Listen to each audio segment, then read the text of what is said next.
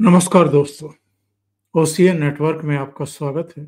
मैं हूं ओमकार चौधरी।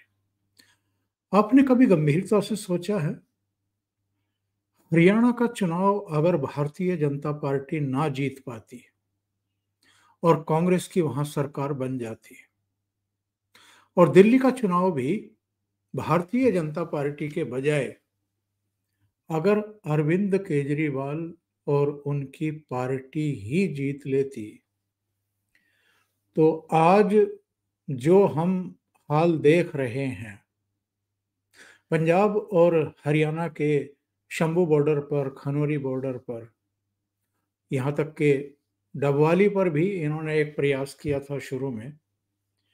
वहाँ के हालात क्या आज ये होते जो हम देख रहे हैं?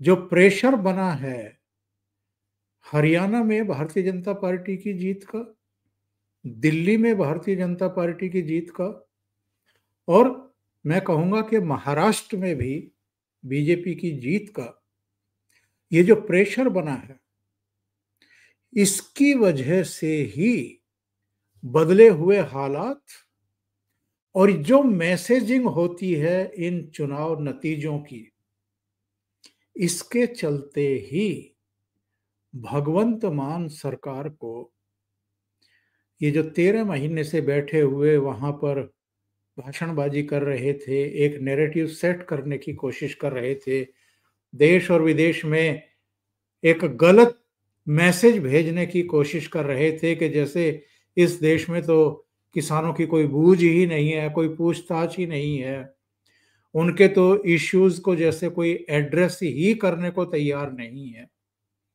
जबकि वास्तविकता कुछ और है। मैं पहले भी कह चुका अपने प्रोग्राम्स में, जब ये 13 महीने तक ही दिल्ली में डेरा डाले पड़े थे, तब 22 दौर की बातचीत हुई थी केंद्र सरकार से इनकी, और तब भी केंद्र के 3-3 मंत्री लगे हुए थे। 22 दौर की मुलाकात, बातचीत और घंटों घंटों विमर्श के बावजूद अगर कोई रास्ता नहीं निकला था, तो कोई रास्ता निकलना ही नहीं है, ये भी हम तय मान करके चले। और ये जब से शंभू बॉर्डर पर बैठे हैं, खनौरी बॉर्डर पर बैठे हैं, तब से भी 7 दौर की बातचीत हो चुकी है चंडीगढ़ में। ना कोई नतीजा निकलना था और ना निकला, क्योंकि ये नतीजा निकालने के लिए, किसी निष्कर्ष पर पहुंचने के लिए, और केंद्र सरकार को या मोदी सरकार को किसी तरह का कोई श्रेय मिल जाए और देश भर का किसान मोदी सरकार के साथ खड़ा हुआ दिखाई दे, ऐसा ये लोग चाहते ही नहीं है। इनका एजेंडा ही ये नहीं है। लेकिन ये जो वातावरण बना है कि अरविंद केजरीवाल ही पंजाब पहुंच गए, भगवंत मान जो खुद को सेवादार बताते थे और इनको अन्नदाता कह करके बुला रहे थे, और जब ये हरियाणा क्रॉस करके दिल्ली की तरफ आना चाहते थे और हरियाणा सरकार के जरिए केंद्र सरकार ने जरा सख्ती कर दी थी, तो भगवंत मान क्या कह रहे थे कि क्या इनको मैं लाहौर भेज दूं, पाकिस्तान भेज दूं, वहां इनकी सुनवाई होगी, ये तो अन्नदाता हैं, इनकी अगर दिल्ली सुनवाई नहीं करेगा तो कौन करेगा।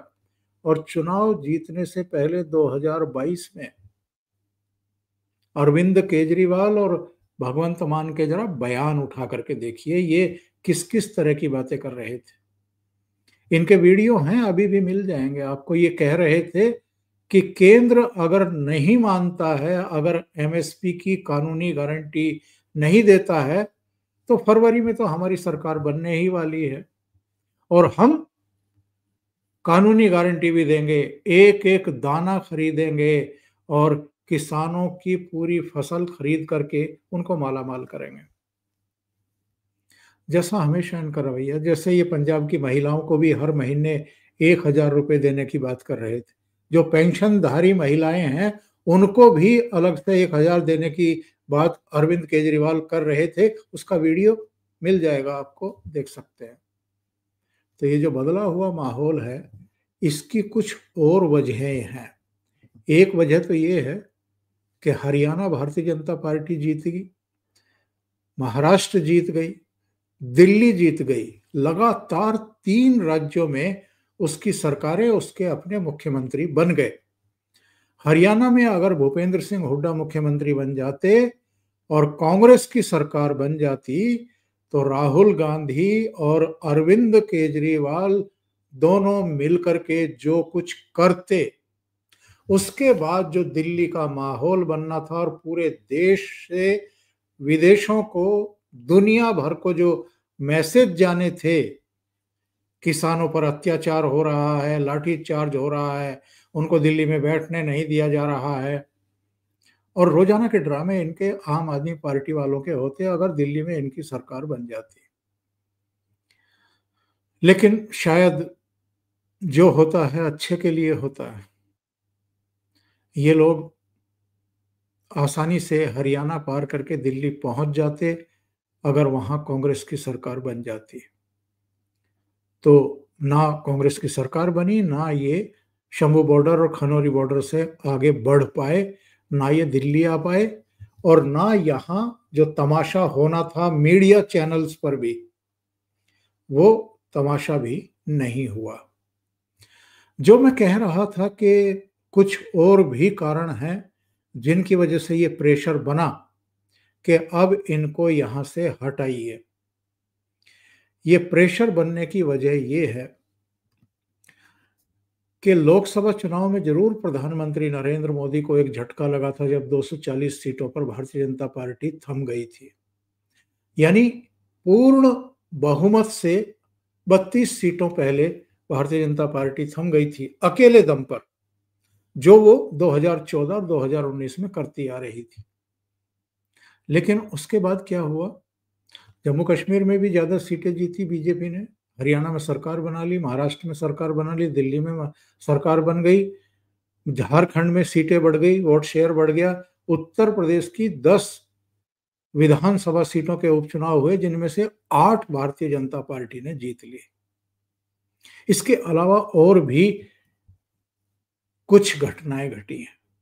एक तो ये जो लोकसभा चुनाव के बाद नरेंद्र मोदी की दुनिया के प्रमुख देशों की यात्राएं रही हैं, और जिस तरीके से उनको कुल मिलाकर के अब तक 22 सर्वोच्च नागरिक सम्मान अलग अलग देशों के मिल चुके हैं, और रूस और यूक्रेन के बीच जो युद्ध विराम की बात चल रही है उसमें जो प्रधानमंत्री नरेंद्र मोदी की भूमिका रही है, वॉशिंगटन की यात्रा हो, मॉस्को की यात्रा हो, इटली की हो या खाड़ी के देशों की हो, हर जगह उनका जिस तरीके से स्वागत हुआ है, जिस तरीके से सम्मान बढ़ा है, और देश में भी भारतीय जनता पार्टी ने जिस तरह का परफॉर्मेंस इन राज्यों में किया है, उसमें एक मैसेज ये छिपा हुआ है कि नरेंद्र मोदी की लोकप्रियता में रत्ती भर भी कमी नहीं आई है।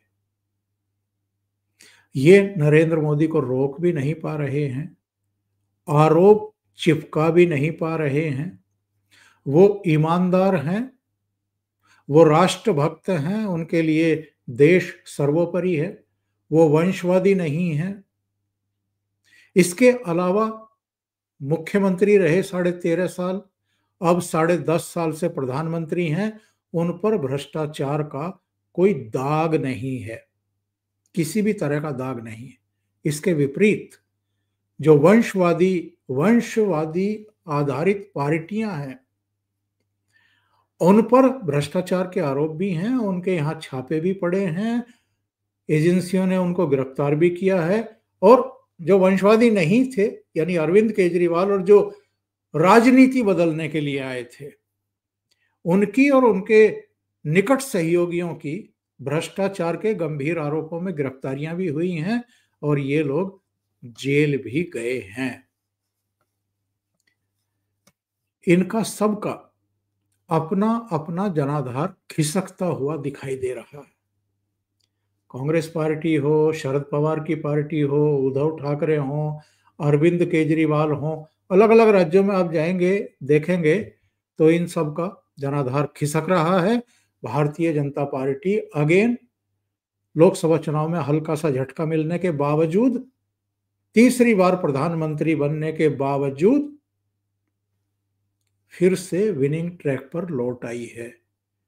तो भारतीय जनता पार्टी की लोकप्रियता में कोई कमी नहीं, जनाधार में कोई कमी नहीं, प्रधानमंत्री की भी लोकप्रियता में कोई कमी नहीं।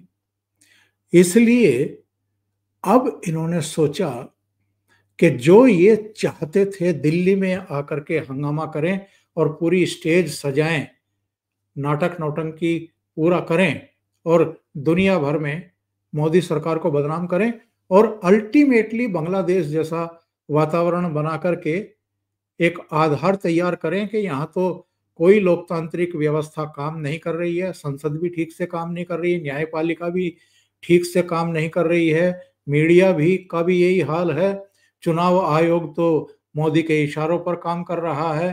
तो ऐसे में जो शेख हसीना के साथ किया वही नरेंद्र मोदी के साथ यहाँ कर दें। लेकिन इनके मनोरथ पूरे होते इससे पहले एक और बड़ी घटना हुई, बल्कि मैं कहूंगा कई बड़ी घटनाएं हो गई।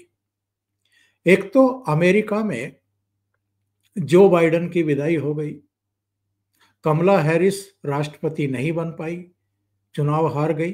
वो राष्ट्रपति बनती तो भी इनके हौसले बुलंद रहते मोदी विरोधियों के, तो भी ये आगे के लिए एक रोड मैप तैयार करते, तो भी ये दिल्ली में नित्य नए हंगामे करते, टूल किट लागू करने की कोशिश करते, चाहे जैसे लाते, लेकिन पंजाब से और कुछ दूसरी जगहों से इन तथाकथित किसानों को लाकर के यहाँ बैठाते, कुछ दूसरे वर्गों को लाकर के बैठाते, हंगामे करवाते।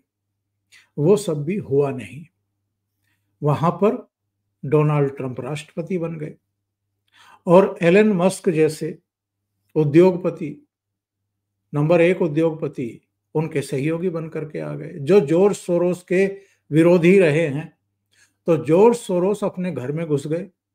यूएस एड से जो यहाँ की बहुत सारी संस्थाओं को, एनजीओज को, पॉलिटिकल पार्टियों को अलग अलग रूट से पैसे मिलते थे यहाँ पर धरने, प्रदर्शन, हल्लेबाजी करने के लिए और चुनाव जीतने के लिए भी 182 करोड़ रुपया केवल टर्नआउट बढ़ाने के नाम पर हिंदुस्तान भेजा गया था जो बाइडेन के समय अमेरिका से। आप अंदाजा लगाइए कि यहाँ किस तरह के षड्यंत्र रचे जा रहे थे। तो डोनाल्ड ट्रंप के आते ही, एलन मस्क के सक्रिय होते ही ये जॉर्ज सोरोस कहीं घुस गया। वो हिंडनबर्ग वाला तो अपनी दुकान बंद करके भाग गया और ये पन्नू सन्नू सारे अब चुप बैठे हुए हैं, जितने खालिस्तानी यहाँ उत्पात मचाने के सपने देख रहे थे। और कनाडा के प्रधानमंत्री ट्रूडो की विदाई हो गई प्रधानमंत्री के पद से। आप इसमें सोच करके देखिए कि किस तरीके से एक एक करके सारे षड्यंत्रकारी जितने साजिशकर्ता थे वो कमजोर पड़े, या तो जनता ने इनका डब्बा गोल कर दिया, इनका बिस्तर बांध दिया, या कुछ अंतरराष्ट्रीय घटनाएं ऐसी हो गई, परिदृश्य ऐसे बन गए कि ये कान दबा करके बैठ गए और इन्होंने अब अपने को विड्रॉ करना शुरू कर दिया है। अरविंद केजरीवाल को देखिए आप, दिल्ली में कुर्सी खिसकते ही, सत्ता छीनते ही जमीन पर आ गए हैं। ये अलग बात है कि वहां पर वीवीआईपी प्रोटोकॉल ले रहे हैं बिना किसी अधिकार के। भाई आप आम आदमी पार्टी के संयोजक ही तो हैं, आप तो इस समय एमएलए भी नहीं हैं। इसके बावजूद चूंकि आपकी सरकार वहां पर है पंजाब में, तो आप वीवीआईपी प्रोटोकॉल ले रहे हैं और मुख्यमंत्री के आगे आगे चलते हैं, जबकि इनको मुख्यमंत्री के या तो पीछे रहना चाहिए या बराबर में रहना चाहिए। लेकिन ये सारी घटनाएं हुई हैं। पंजाब के जो हाल हैं इस समय और 2027 में इनके साथ जो होने वाला है उस पर मैं अलग से बात करूंगा। लेकिन ये जो घटनाक्रम हम देख रहे हैं इस समय खनौरी बॉर्डर और शंभू बॉर्डर पर, ये देश की बदली हुई राजनीतिक स्थितियों की वजह से है और जो मैसेज इनको मिले हैं उनकी वजह से। अभी के लिए इतना ही। बहुत बहुत धन्यवाद। अगर आपको ये चैनल और इसके कंटेंट पसंद आ रहे हैं तो लाइक करें, कमेंट करें, वीडियो को शेयर भी करें। अभी तक अगर आपने ये चैनल सब्सक्राइब नहीं किया है तो सब्सक्राइब कर लें। साथ में लगे बेल आइकॉन को दबा दें ताकि आगे आने वाले वीडियो और उनके नोटिफिकेशन आप तक पहुंचते रहें। बहुत बहुत धन्यवाद। नमस्कार।